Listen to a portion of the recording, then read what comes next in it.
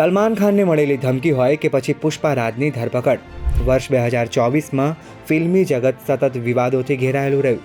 તો ચાલો એવી કેટલીક કોન્ટ્રોવર્સીઝ પર નજર કરીએ જેણે દેશભરમાં હોબાળો મચાવ્યો. જૂન 2024માં રેણુકા સ્વામીની હત્યાના કેસમાં સાઉથના અભિનેતા દર્શનની ધરપકડ થઈ. દર્શને કથિત રીતે અન્ય 10 લોકો સાથે મળી રેણુકા સ્વામીને માર માર્યો હતો, જેના બાદ તેનું મોત થયું હતું. આ કેસના કારણે દર્શનના અંગત જીવનની પણ ચર્ચા થઈ.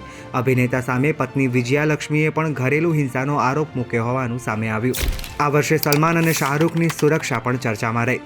સલમાન ખાનને બિશ્નોઈ ગેંગ તેમજ અન્ય લોકોની લગભગ 5 ધમકીઓ મળી. 2024ની શરૂઆતમાં પણ તેના ઘરની બહાર ગોળીબાર થયો હતો.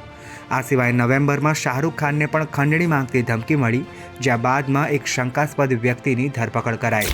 ફેબ્રુઆરીમાં સર્વાઇકલ કેન્સરના કારણે પૂનમ પાંડેના મૃત્યુના સમાચાર વહેતા થયા હતા. જોકે પાછળથી ખબર પડી કે જાગૃતિ લાવવા આ એક પબ્લિસિટી સ્ટન્ટ હતો.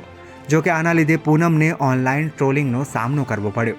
ઘણા લોકોએ આ સ્ટન્ટને અસંવેદનશીલ અને અયોગ્ય ગણાવ્યો.